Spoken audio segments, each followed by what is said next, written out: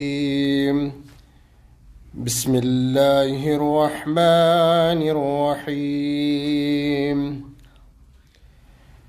والضحى والليل إذا سجى ما ودعك ربك وما قلى بسم الله الرحمن الرحيم والضحى والليل إذا سجى ما ودعك ربك وما قلى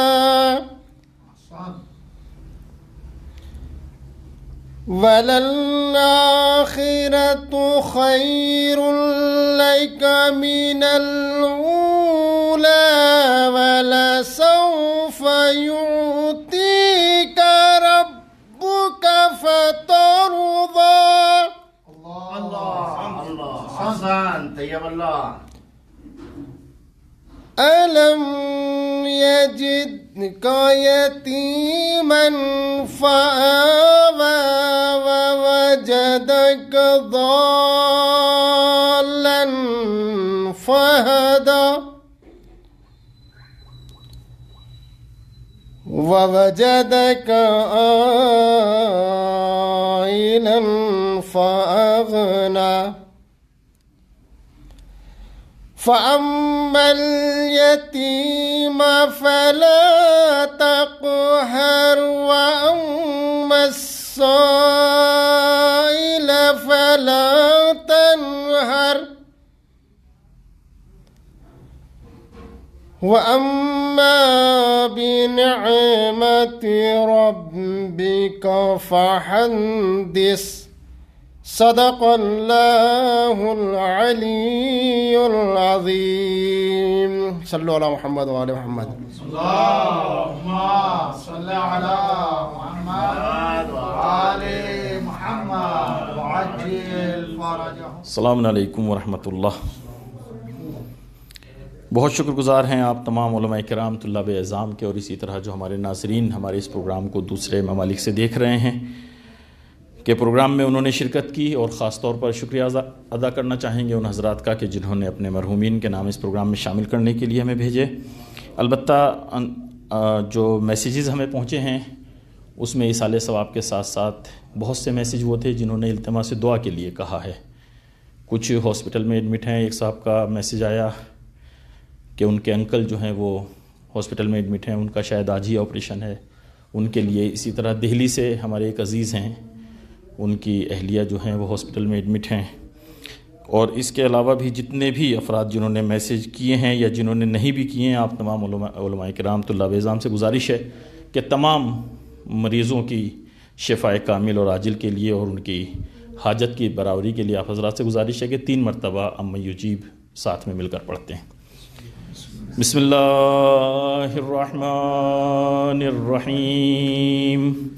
امن یجیب المضطر اذا دعاه ویکشف السوء امن یجیب المضطر اذا دعاه ویکشف السوء امن یجیب المضطر اذا دعاه ویکشف السوء. بر محمد و آل محمد صلوات. اللہم صل علی.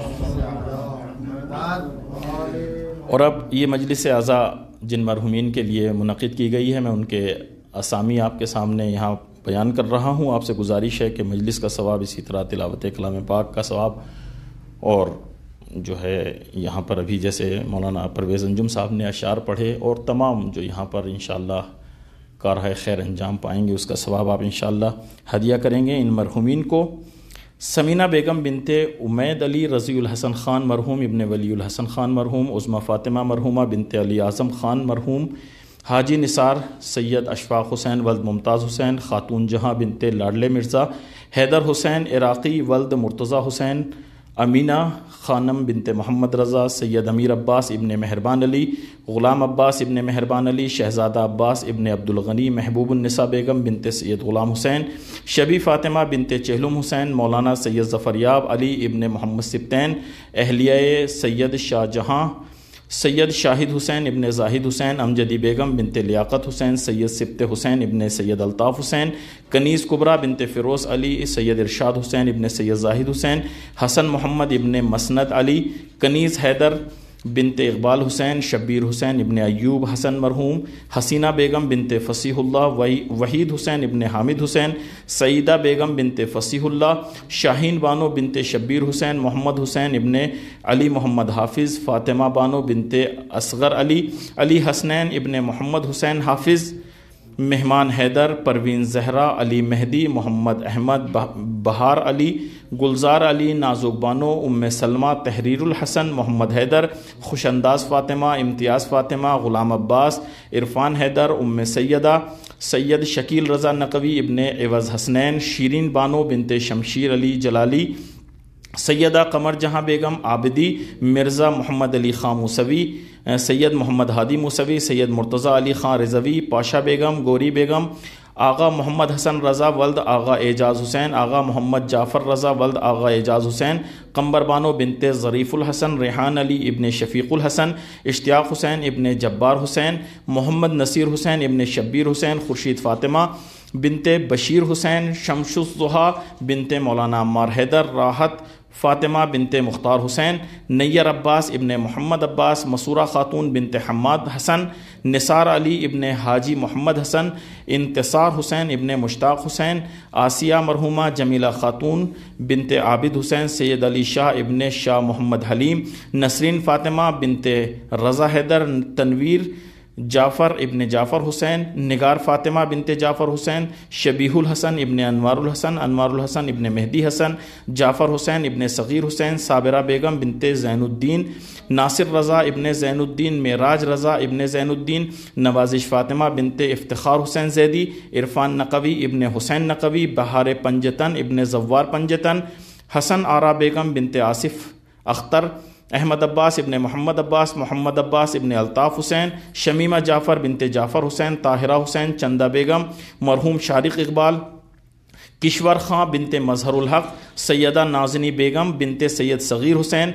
ज़ीशान ख़ां इब्ने उस्मान ख़ान, अंसारुल हक़ इब्ने मज़हरुल हक़, इशरत इमाम बिनते मज़हरुल हक़, सैयद याक़ूब हुसैन रिज़वी इब्ने आदम, सैयद मीर हुसैन रिज़वी इब्ने आदम, सैयद असग़र हुसैन रिज़वी इब्ने सैयद याक़ूब हुसैन रिज़वी, सैयदा सलमा ख़ातून बिनते सैयद मीर हुसैन, सैयद जान आलम रिज़वी इब्ने सैयद असग़र हुसैन रिज़वी, सैयद मूसी रज़ा इब्ने आदम, सैयदा आलीन बीबी बिनते आदम, सैयदा शमीम रिज़वी बिनते सैयद मूसी रज़ा, सैयद अली अब्बास रिज़वी इब्ने सैयद जान आलम रिज़वी, सैयद ज़हीर हसन नक़वी इब्ने सैयद इक़बाल हुसैन, सैयदा शमा नक़वी बिनते सैयद मूसी रज़ा, सैयदा अज़ीज़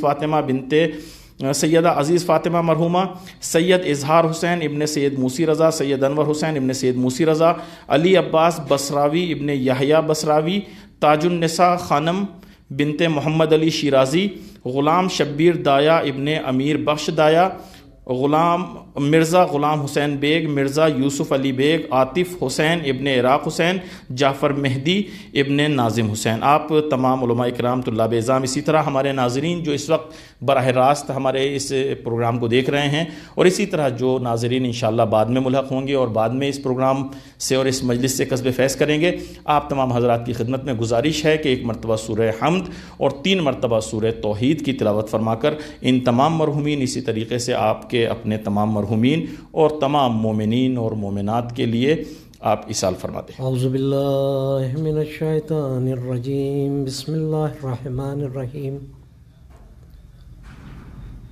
अल्हम्दुलिल्लाहि रब्बिल आलमीन, वल आक़िबतु लिल मुत्तक़ीन, वल जन्नतु लिल मुमिनीन, वन नारु लिल काफ़िरीन, वस्सलातु वस्सलामु अला अशरफिल अंबियाइल मुरसलीन, सय्यदिना व शफ़ीना व हबीबे क़ुलूबिना व तबीबे नुफूसिना मौलाना अबिल क़ासिम मुहम्मद ثم الصلاة والسلام على آلہ الطیبین الطاہرین المعصومین المنتخبین ولعنۃ اللہ علی اعدائہم اجمعین من الآن الی قیام یوم الدین. اما بعد فقد قال اللہ سبحانہ تبارک و تعالی فی کتاب مبین وهو اصدق الصادقین وقولہ الحق. بسم اللہ الرحمن الرحیم. من یطع اللہ ورسول فاولئک مع الذین انعم اللہ علیہم من النبیین والصدیقین والشہداء والصالحین وحسن اولئک رفیقا. صلوات پڑھ دیجیے محمد علیہ وسلم. اللهم صل على محمد وآل محمد وعجل فرجهم. آپ حضرات سے التماس ہے کہ ایک مرتبہ سورہ حمد اور 3 مرتبہ سورہ توحید کی تلاوت فرما کر یہ اسماء جن کا جناب کفایت صاحب نے ذکر فرمایا ان کی ارواح کے لیے احسان فرما لیں.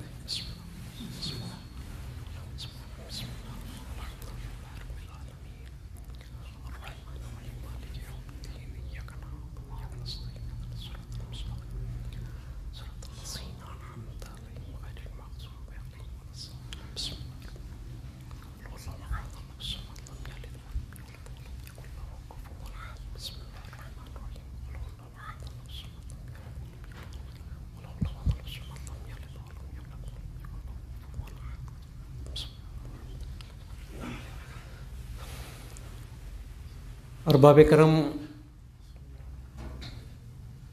جتنے وقت کا مجھے حکم دیا گیا ہے، بہرحال وقت کا تقاضا اور سامعین کی شرکت کسی اور طرف اشارہ کر رہی ہے، لیکن ہمارا عقیدہ یہ ہے کہ حسین کی مجلس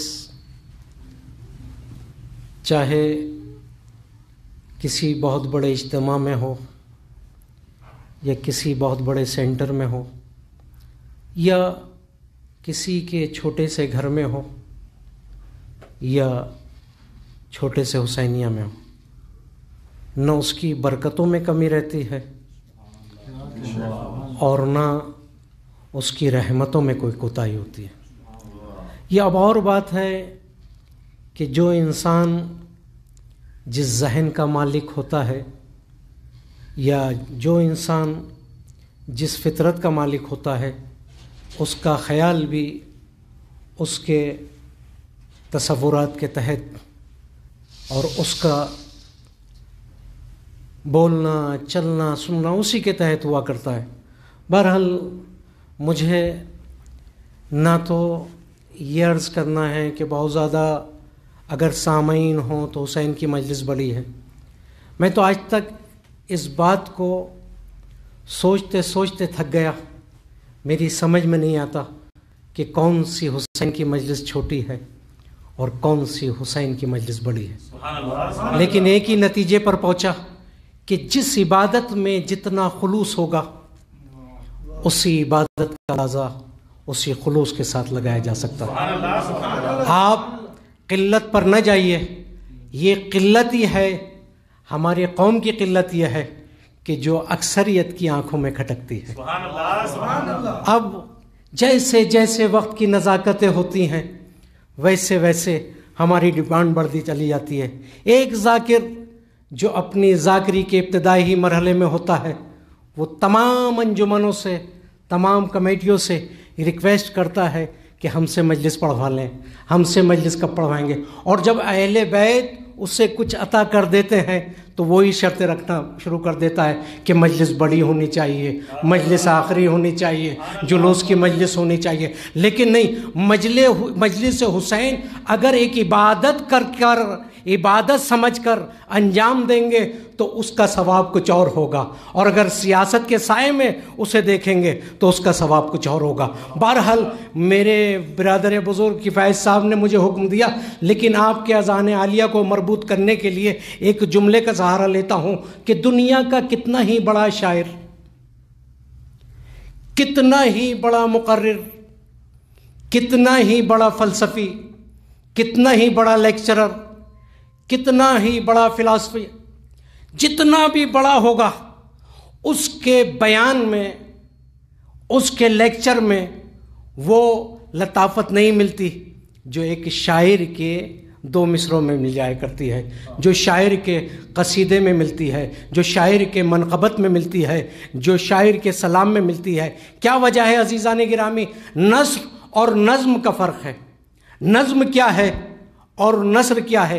نثر کے بکھرے ہوئے موتیوں کو ایک قاعدے کے مطابق منظم کر دینے کا نام یا مصرع بنتا ہے یا شعر بنتا ہے۔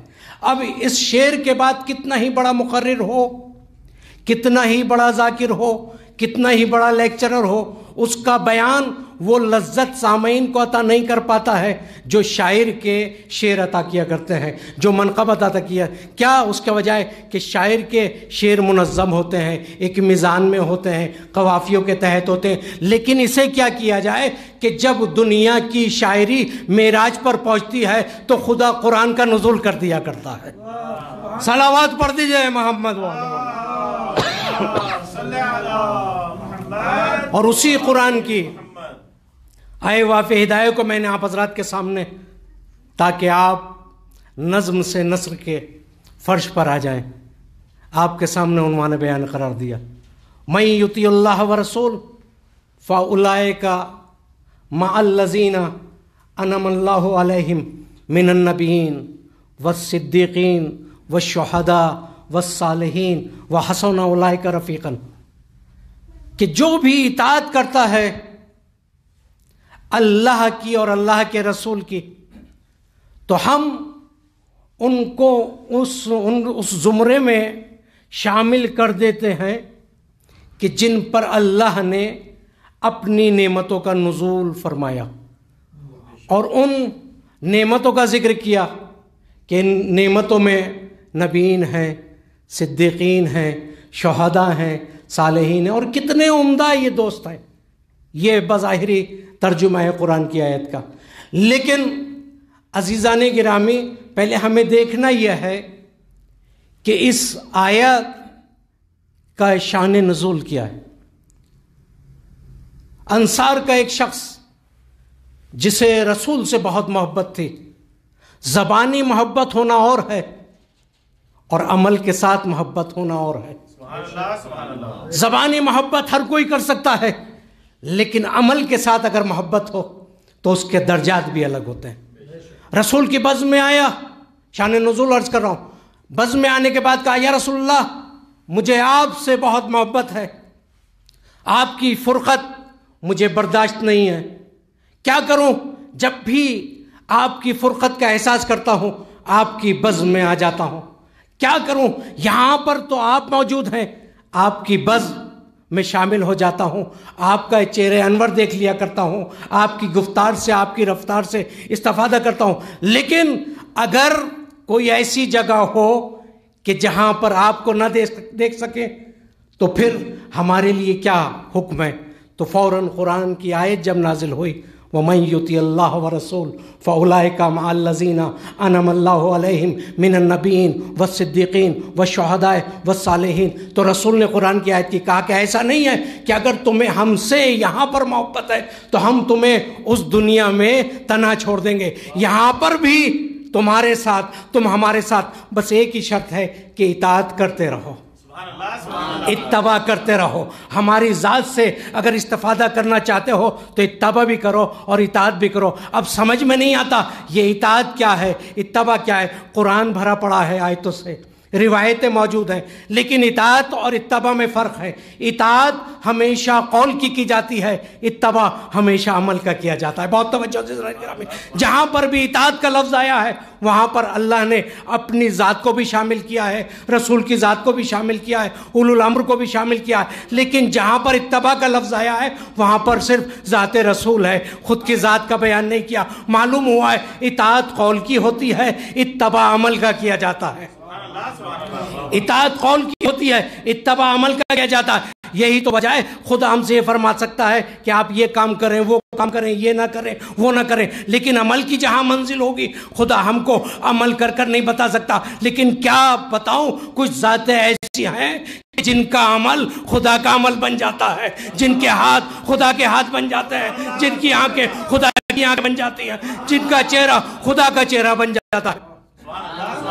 تو اطاعت اور اتباع کے لیے 40 منٹ کا سرکار نے وقت دیا ہے، لیکن سامعین کی کثرت اس بات کی اجازت نہیں دے رہی کہ 40 منٹ پڑھوں۔ لیکن کیا کروں، آپ کا حسن سماعت ہے، آپ کے اذان عالیہ کو اپنے ساتھ ساتھ لے کر چلتا ہوں کہ جہاں پر بھی اتباع اور اطاعت ہے تو اس کے لیے، اس کے حصول کے لیے 2 چیزیں ہونی چاہیے، ایک ہے خلوص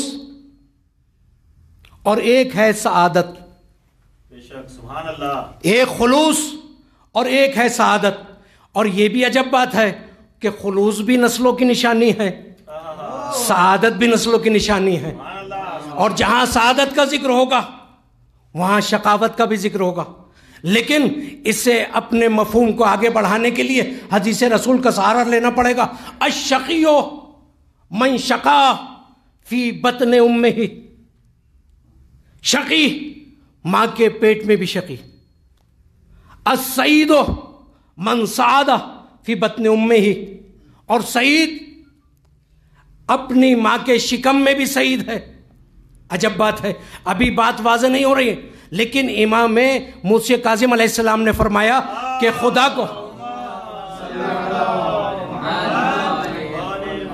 کو معلوم ہے کہ کون شقی ہے اور کون شقی رہے گا۔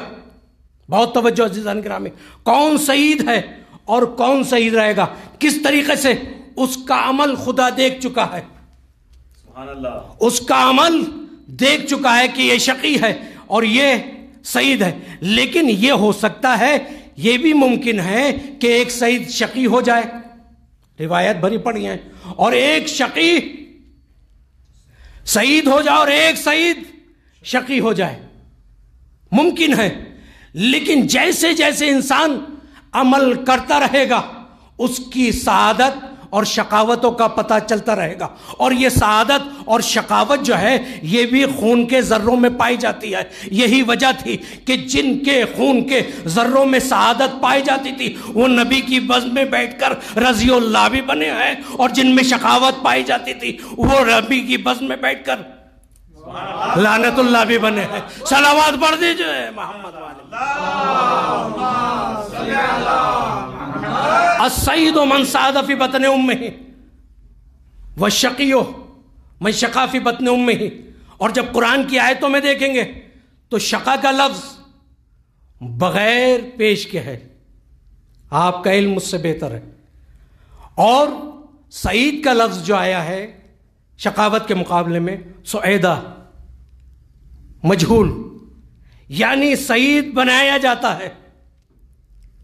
اور یہ ممکن ہے کہ شقی بھی بنایا جاتا ہو، لیکن نہیں، جب کوئی بھی انسان سعید بنتا ہے تو اس کے سامنے معرفت خدا بھی ہوتی ہے، معرفت رسول بھی ہوتی ہے، اہل بیت کا کردار بھی ہوتا ہے، عمدہ گفتاریں بھی ہوتی ہیں، قرآن کا سہارا بھی لیتا ہے، احادیث کا سہارا بھی لیتا ہے۔ اور یہ ممکن ہے کہ جو عبادتوں کے ذریعے بغیر معرفت کے سعادت کی منزلوں میں آ گیا ہو تو یہ ممکن نہیں ہے کہ آخر تک وہ سعید ہی رہے، لیکن عبادتوں کے زور پر آیا ہے لیکن خلوص نہیں ہے، معرفت نہیں ہے۔ یہ ممکن ہے کہ اپنے اسی مرکز پل پر لگ جائے جہاں سے اس نے اپنی زندگی کا آغاز کیا تھا۔ بات ذرا سا گاڑی ہوتی چلی جا رہی ہے۔ من یطیع اللہ ورسول فاولئک مع الذین انعم اللہ علیہم من النبیین والصدیقین والشہداء والصالحین.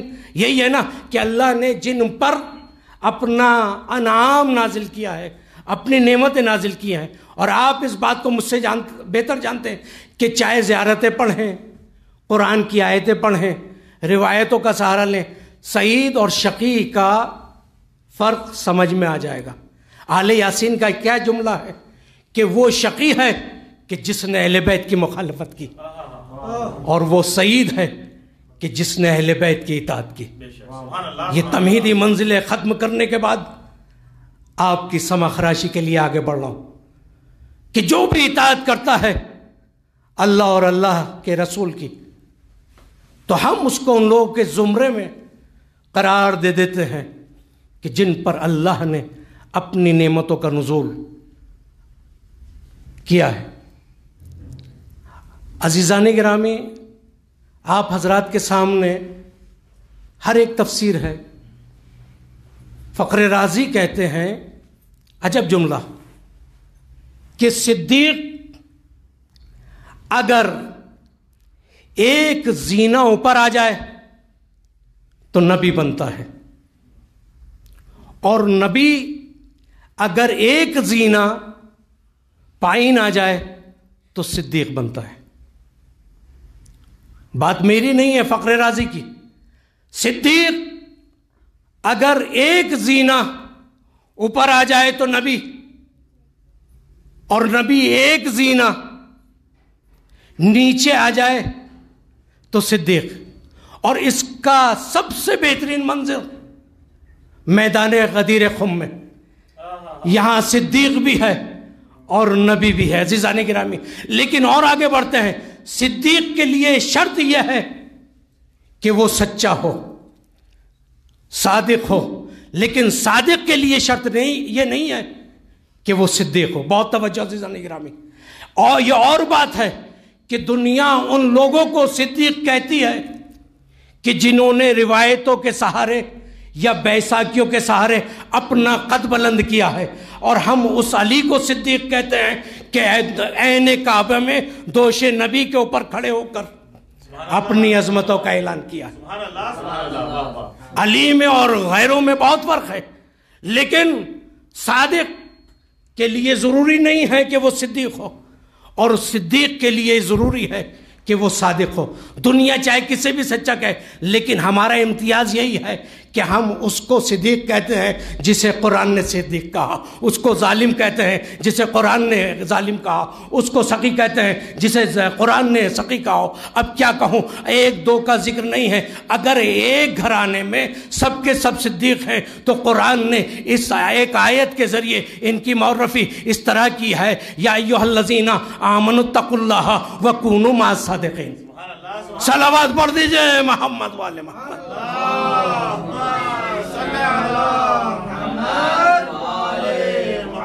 من یطیع اللہ ورسول فاولئک مع الذین انعم اللہ علیہم من النبیین والصدیقین.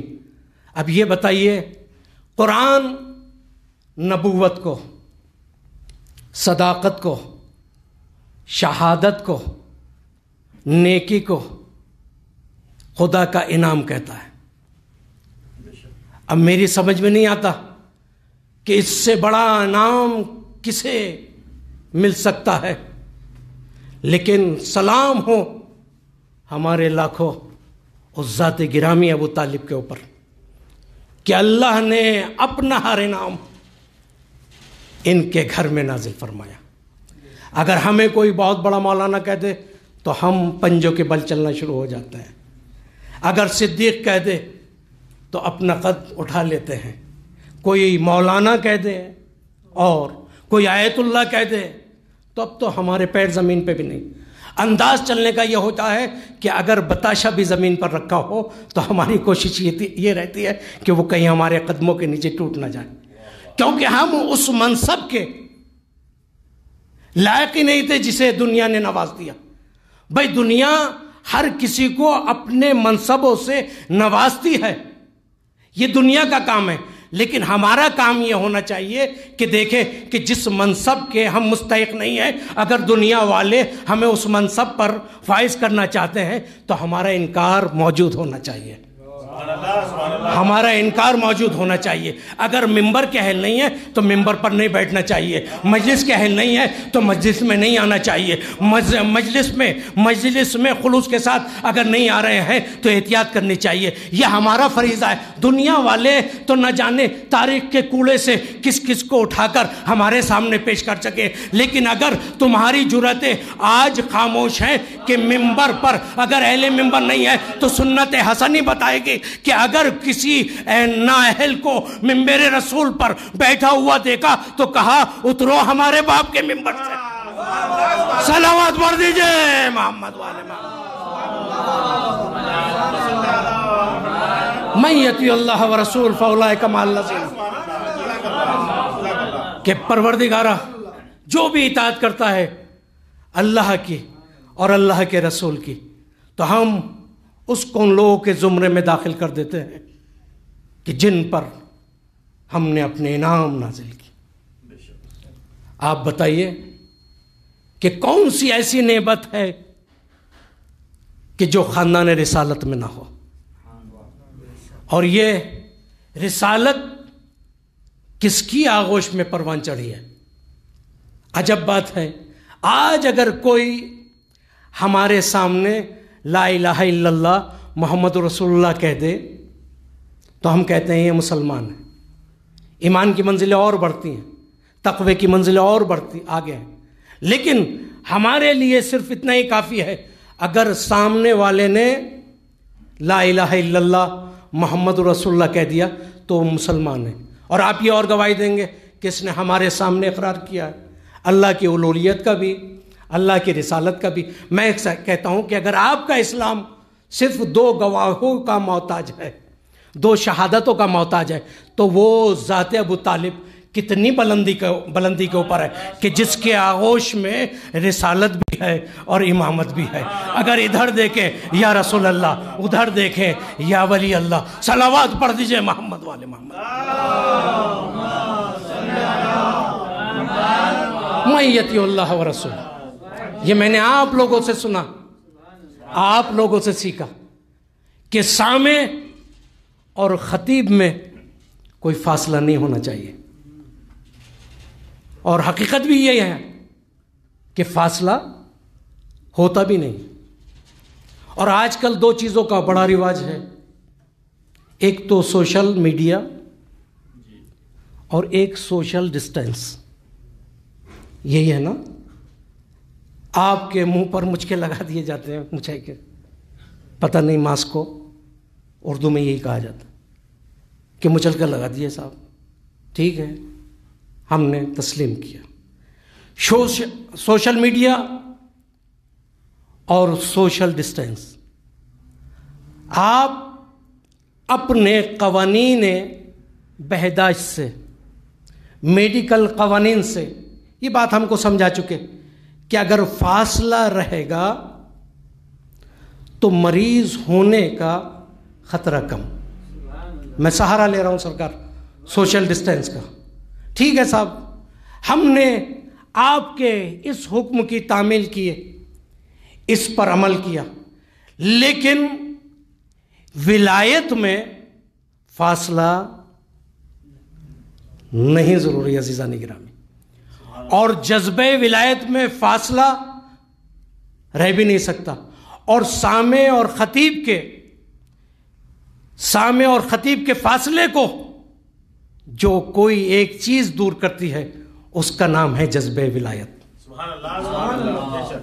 اور جذبہ ولایت اگر آپ کے اندر ہے تو یہاں والے بھی ولائی ہیں، وہاں والے بھی ولائی، اس ملک والے بھی علی کے چاہنے والے، اس ملک والے بھی۔ کتنا فاصلہ ہے؟ تو یہی تو دنیا کو بتانا چاہتا ہے اسلام اور ایمان کہ فاصلوں کی کثرت علی اور علی کے چاہنے والوں میں جدائی نہیں پیدا کر سکتے۔ صلوات پڑھ دیجئے محمد والے۔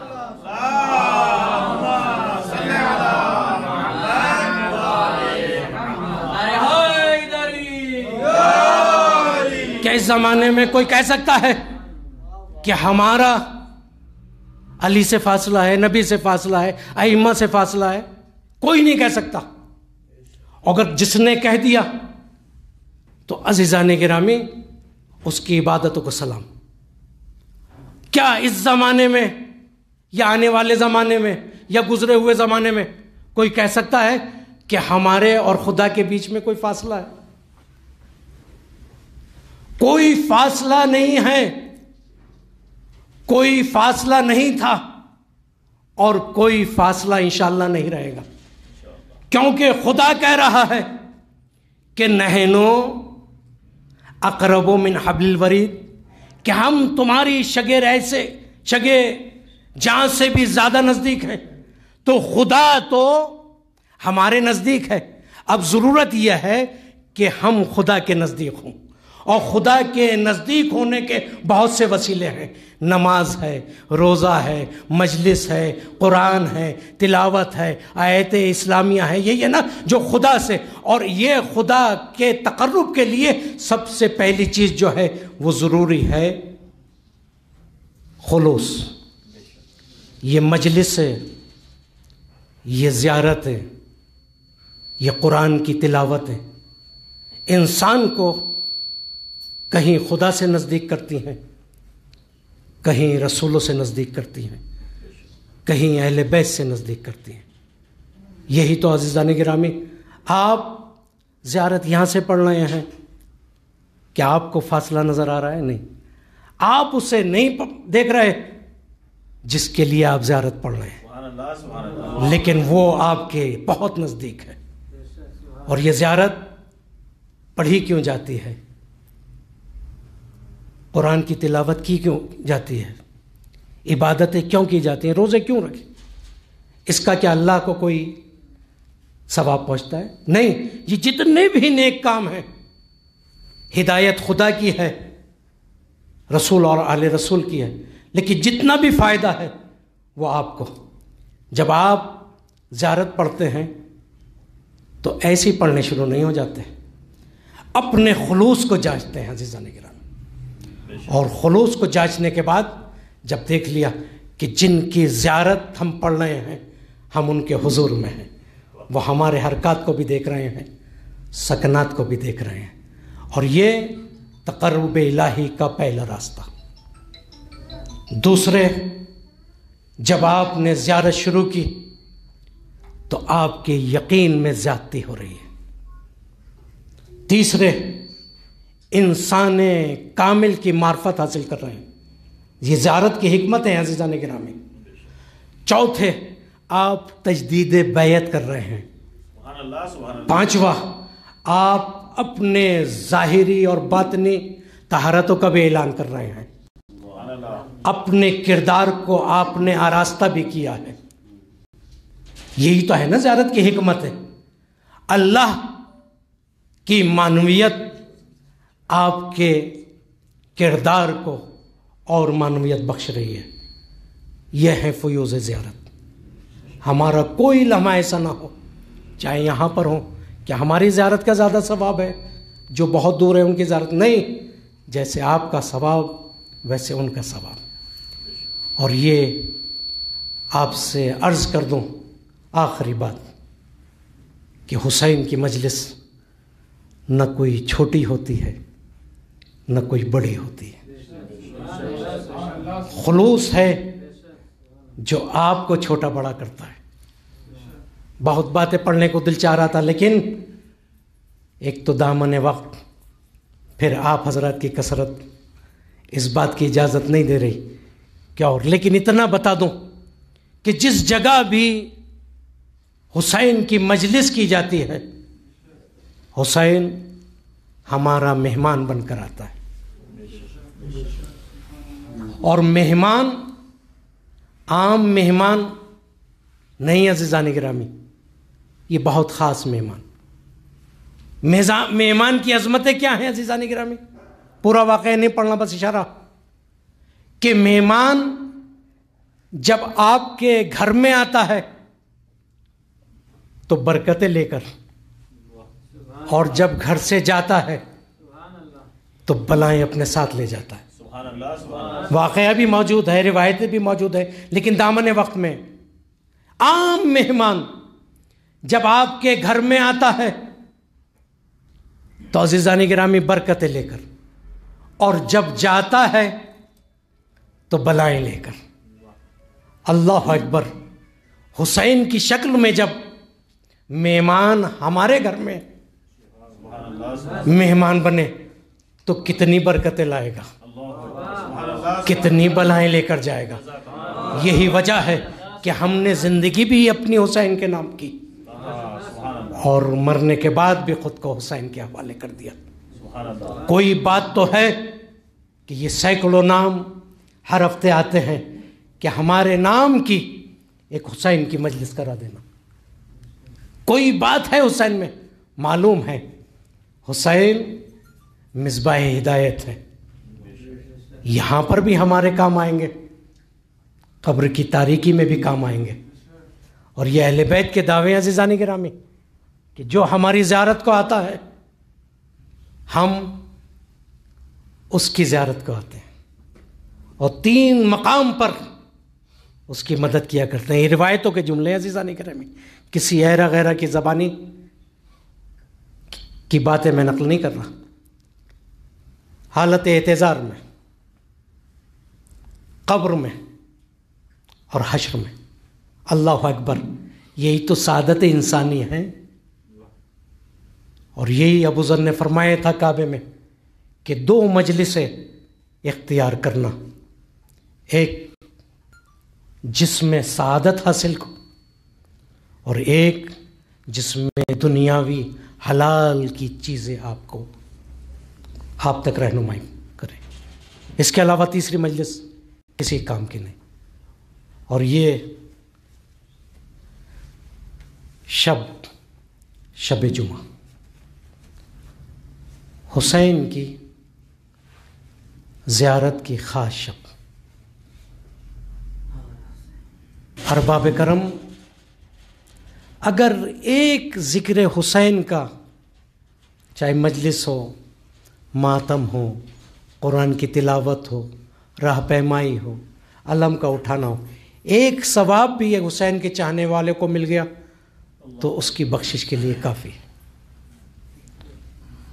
ارباب کرم نہ جانے کون سی ذات ہے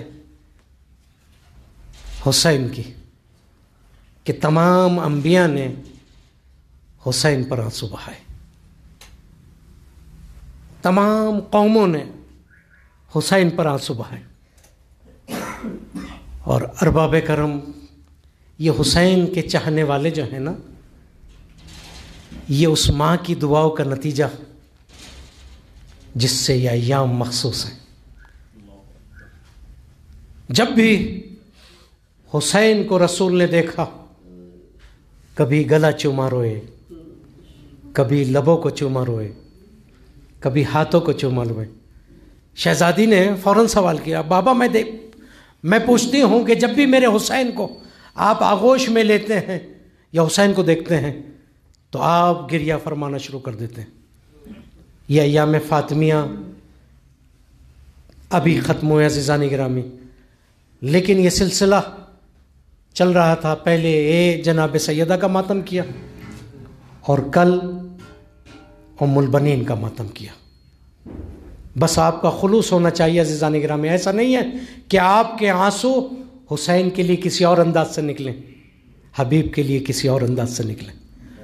بابا میں جب بھی دیکھتی ہوں، کہا تمہیں پتہ نہیں میرا حسین 3 دن کا بھوکا پیاسا کربلا میں شہید کیا جائے گا. جزاکم ربکم خیر الجزا. خدا آپ کو کسی غم میں نہ رلائے سوائے غم اہل بیت کے. تو بابا پھر کیا اس وقت آپ ہوں گے؟ کہا نہیں. کہا علی ہوں گے؟ کہا نہیں. مختصر کیا عزیزو، بس رسول نے جواب دیا، سیدہ یہ سمجھ لو کہ نہ تم ہوگی نہ میں ہوں گا، نہ حسن ہوں گے نہ علی ہوں گے. بس سیدہ تڑپ گئیں. پوچھا بابا یہ بتا دیجئے کہ میرے لال پر آنسو کون بہائے گا؟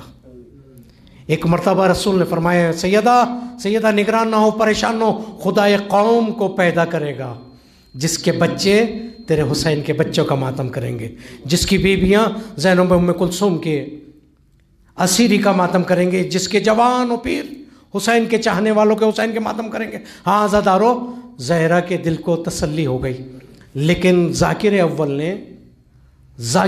نے اشعار میں جناب فضہ کا ذکر کیا تھا۔ یہ کون فضہ؟ جسے حسن نے بھی ماں کہا، حسین نے بھی ماں کہا، زینب نے بھی ماں کہا۔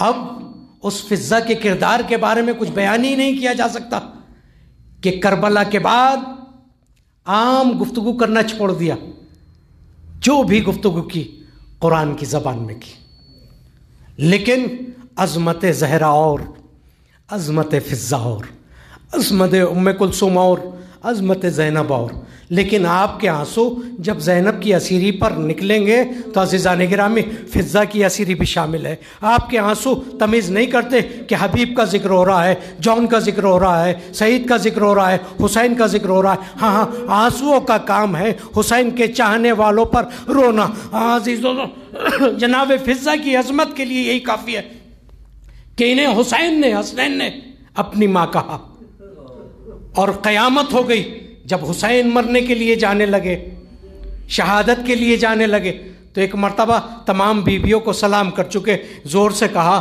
اے اماں فضہ، آپ کے اوپر بھی حسین کا سلام۔ فضہ تڑپ گئی، اے حسین آج تو مجھے ماں نہ کہو ورنہ اشقیا سمجھیں گے زہرا خیمے میں تشریف لے آئیں، جزاکم ربکم خیر الجزا۔ ہاں عزیزو، یہ فضہ زینب کی مصیبتوں کی برابر کی شریک۔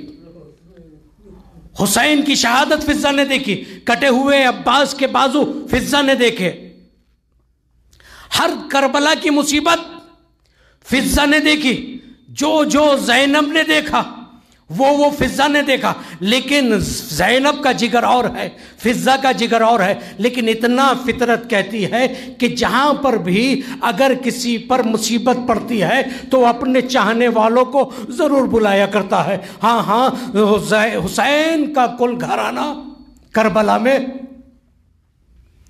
شہید ہو گیا، اسارت کی منزلیں شروع۔ اگر زینب کہ ریسمان ظلم بدی تو فضہ بھی برابر کی شریک، ہر غم میں فضہ زینب کے شریک۔ لیکن کربلا کے بعد کوئی لمحہ ایسا نہیں ہے کہ جہاں پر فضہ نے زینب کو تنہا چھوڑا، زینب کو فضہ نہیں چھوڑتی۔ اور جب زینب کہتی ہیں اماں فضہ آپ بھی آرام کر لیجئے، کہا کیسے آرام کروں، آپ بھی تنہا چھوڑ دیے، کہا نہیں حسن کو چھوڑا دنیا میں نہیں رہے، حسین کو چھوڑا دنیا میں نہیں رہے، اے شہزادی اب تم کو تنہا نہیں چھوڑوں گی، ایسا نہ ہو ظالم تمہیں بھی شہید کر دے۔ فضہ زینب کی خادمہ ضرور ہے، لیکن اہل بیت کے گھرانے کی سیرت یہ ہے کہ اسے خادمہ نہیں سمجھا جاتا، ماں کہہ کر آبرو پڑھائی جاتی ہے، عزت دی جاتی ہے۔ ہاں عزیزو، سب سے نازک مرحلہ وہ آیا جناب زینب اور فضہ کے لیے کہ دربار یزید ہے۔ میں نے تمام کیا عزیزو، دربار یزید ہے، اور جب تعارف کرایا جا رہا ہے کہ یہ زینب، یہ رقیہ، یہ سکینہ، یہ ام کلثوم، ہاں اب یزید پوچھتا ہے وہ بی بی کون ہے کہ جو زینب کے تلایا گھوم رہی ہے؟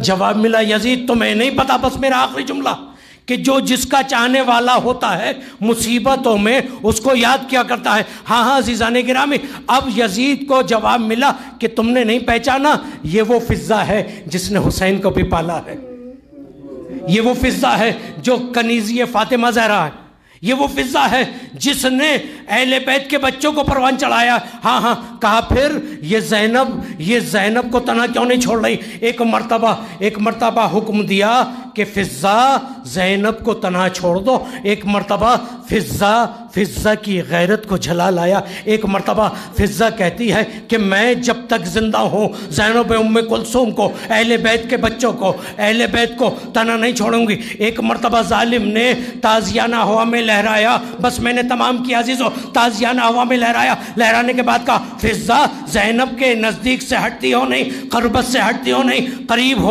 قریب ہوش فضا دور ہٹتی ہو کہ نہیں؟ ایک مرتبہ فضا نے کہا کہ جب تک تنو سر میں جان باقی ہے میں زینب کو تنہا نہ چھوڑوں گی، میں عابد بیمار کو تنہا نہ چھوڑوں گی۔ ایک مرتبہ ہوا میں تازیانہ لہرایا جا رہا ہے، ایک مرتبہ غیرت فضا کو جوش آیا، ایک آواز دی، اے میرے قوم کے حبشی سرداروں، تمہاری غیرتوں کو کیا ہو گیا ہے؟ بھرے دربار میں تمہارے قبیلے کی ایک عورت سے بے ادبی کی جا رہی ہے اور تم خاموش بیٹھے ہو۔ لیکن عزیزان گرامی، جس کا چاہنے والا ہوتا ہے وہ اس کو یاد کرتا ہے۔ بس فضا کی یا فریاد سنی، حبشی سرداروں نے تلواروں کو نیام سے نکالا اور کہا یزید ہمارے قبیلے کی خاتون کی بے ادبی نہیں ہونا چاہیے۔ یہ منظر زینب دیکھ رہی تھی، کربلا یاد آ گئی، فرات کا رخ کیا، آئے بھیا پاس فضا کے مدد کرنے والے موجود، ہمارا کوئی مددگار نہیں،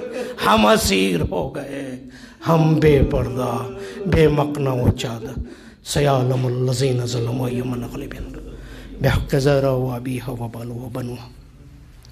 پروردگارہ ہماری اسی مختصر سی عبادت کو قبول فرما۔ پروردگارہ حسین کی مجلس کا واسطہ جن مومنین کے اصال و ثواب کی مجلس ہے ان کے درجات کو بلند فرما۔ پروردگارہ ہمارا حشر محمد والے محمد کے ساتھ ہو۔ پروردگارہ ہمیں صراط مستقیم پر باقی رکھ۔ پروردگارہ ہمیں ولایت اہل بیت سے ہمیشہ متمسک رکھ۔ پروردگارہ ہمیں ہماری توفیقات میں اضافہ فرما۔ پروردگارہ اگر ہمارے ہم گناہ گار ہیں تو ہمارے گناہوں کو بخش دے۔ پروردگارہ ہمارا حشر محمد والے محمد کے ساتھ ہو۔ ہمیں امام زمانہ کے ناصر و مددگار شمار کر ہمارے امام کا ظہور فرما دے۔